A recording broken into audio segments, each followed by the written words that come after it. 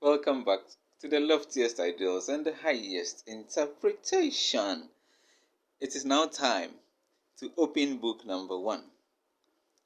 All this while we have been, trying to establish the raison d'etre, the reason for our action, our existence, why we are doing this channel.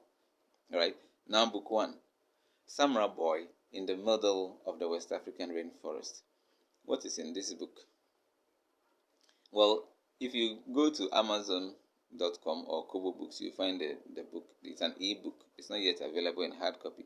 Now on Amazon, if you look at the cover design, there is something at the top. Okay, you see look inside. When you click on look inside, you will be able to open and read at least the dedication, acknowledgements, table of contents, and maybe the first 2 chapters. Okay.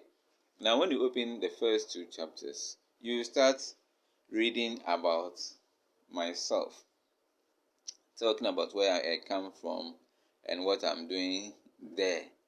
Okay, somebody will say, what's the relevance of that?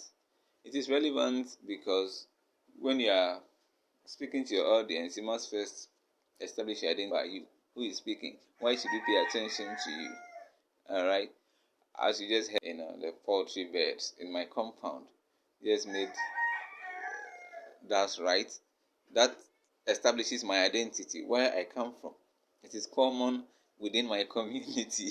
All right, and you can't run. That's right, for the 3rd time. It is what it is. So I talk about, my lowly background from which I come. And then I go on to say, so I have gone to school, I've learned this and this and this, and I'm here to do public relations in this community. And they are asking me in fancy Krachi Efihin, that is, gentlemen, where do you come from? And that establishes, something that is unique about Ghanaians. They want to know where you're coming from before they address you. Okay, they want to know all about, your background, and then they know how to treat you. So that is the relevance of talking about that subject matter. It is important in general communication when we meet people that we don't have, for whom we have very low information. We develop high information seeking behavior. So that is the relevance of that chapter 1, going on and on and on, talking about this person. There are similar examples in, for example, the adventures of Huckleberry Finn or the adventures of Tom Sawyer and other writers, Oliver Twist, and etc., etc. They all start talking about their background, where they are coming from. That is George Orwell, or either the author or the speaker who try to identify himself or herself and then go on to say whatever they want to say. We have in academia also, if you are going to give a lecture in the classroom for the first time, when you meet your students, you have to introduce yourself to them. Tell them who you are, your publications, your writings, what you bring to the classroom, why they should pay attention to you.